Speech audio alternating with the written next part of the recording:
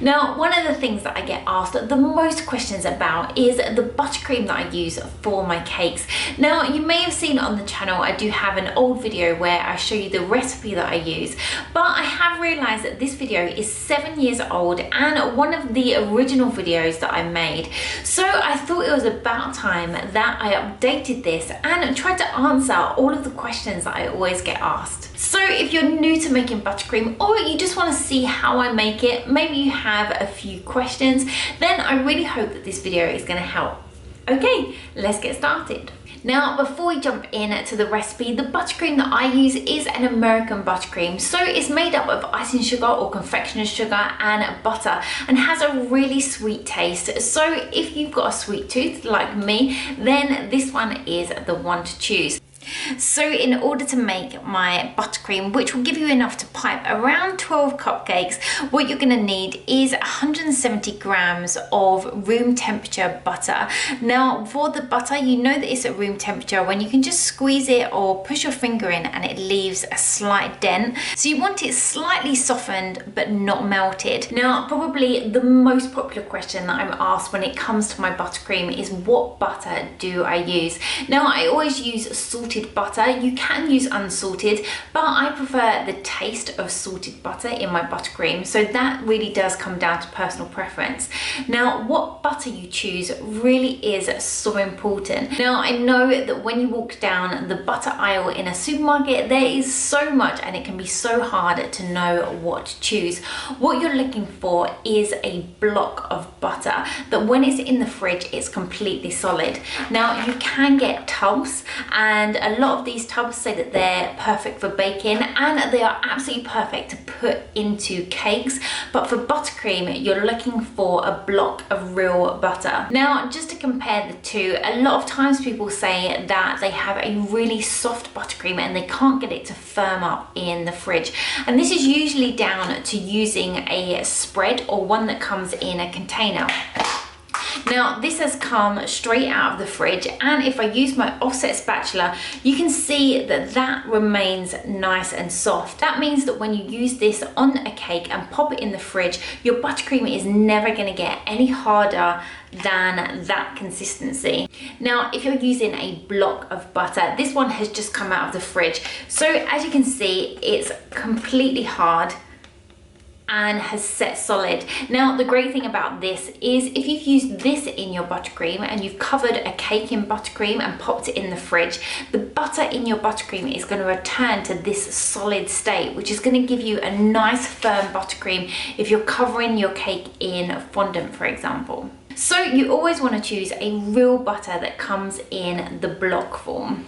I've got double the amount of icing sugar, or in some places it's called confectioner's sugar. So I'm going to be using 340 grams or 12 ounces. So you always want double the amount of sugar to the amount of butter that you're using. Now, when using my icing sugar, I always use a sieve to sieve the sugar into my bowl. Now, the reason for this is some brands of icing sugar can actually be quite lumpy when they're in the packet. This is an example of 2 different brands of icing sugar that are readily available from supermarkets, and as you can see, this one is a lot finer, whereas this one is quite lumpy. So if I was to put that into my buttercream, I'm going to get quite a grainy, lumpy buttercream. So we want it as fine as possible. I've then got 1.5 tablespoons of milk and 1 tablespoon of your flavoring. Now, for this one, I'm going to be using a vanilla extract, but you can use any flavor you like. So maybe if you wanted a orange or a peppermint,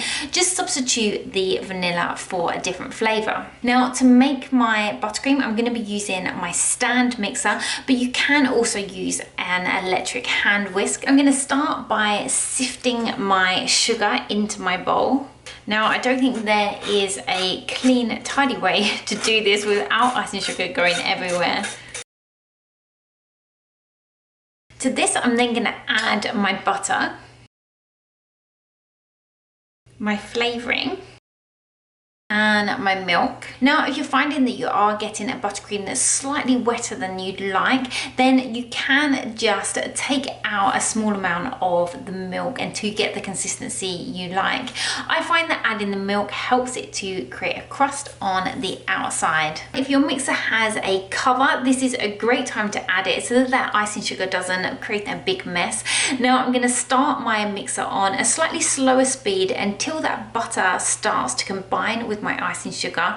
Once it has started to combine, I'm going to turn that up and let this mix for around 4 to 5 minutes. Now, the longer that you leave your buttercream mixing, the smoother and the creamier it's going to get. Also, leaving it for a longer period of time also helps lighten the buttercream slightly. So if you're looking for more of a whiter buttercream, this is really hard to get in the UK because our butter is so yellow. But the longer that you mix it for, it does slightly start to lighten. If you are looking to create a white buttercream, one tip would be, once it's been made, you can add a small amount of violet colour into it just to offset that yellow. You can also get different products. There are whitening powders and also whitening gels that you can add, which will just slightly lighten the colour. Now, halfway through, I'm going to take that off and just make sure that all of those ingredients have combined and I haven't got any butter at the bottom. I can then pop it back on and let it run for a few more minutes. So after 4 to 5 minutes of whisking, this is going to give you a really smooth buttercream with this really fluffy, creamy consistency. Once you've got your buttercream, you can then use gel colours to colour it any colour that you like. Now, the great thing about using a gel colour is you're not adding liquid to your buttercream, which could change the consistency. Now, when adding colour, start with a small amount, and this is going to give you a pastel shade, and work the colour up if you want something a little deeper. Now, with buttercream, if you do want a very dark or vibrant colour, then leave your buttercream for a few hours or even overnight, and that colour will start to develop throughout the buttercream. If you're creating things like reds or greens, you can also get some brands that have extra colours and it's just a little bit more concentrated, so you'll get a deeper colour without having to use as much of the coloured gel. And that's given me a nice pretty pink buttercream that I can use on the top of my cupcakes or to use as a filling or covering on my cakes.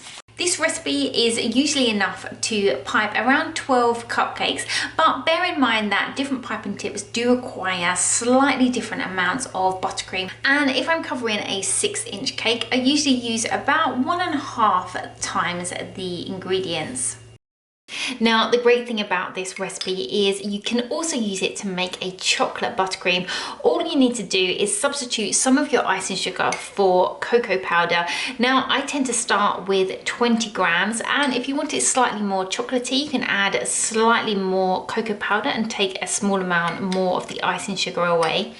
So just a few last tips for your buttercream. If you're using buttercream and it's been left out at room temperature for a while, always make sure that you mix up your buttercream before reusing it. As your buttercream sits, small air bubbles start to build up in your buttercream. So just by whipping it up, you're just beating out these air bubbles, bringing it back to that nice creamy consistency. So there we have my buttercream recipe that you can use on cakes or cupcakes. I really hope you've enjoyed this video tutorial and it has maybe answered some of the questions that you have about buttercream. If you do have any other questions, please put them in the comments below and I will try and answer them.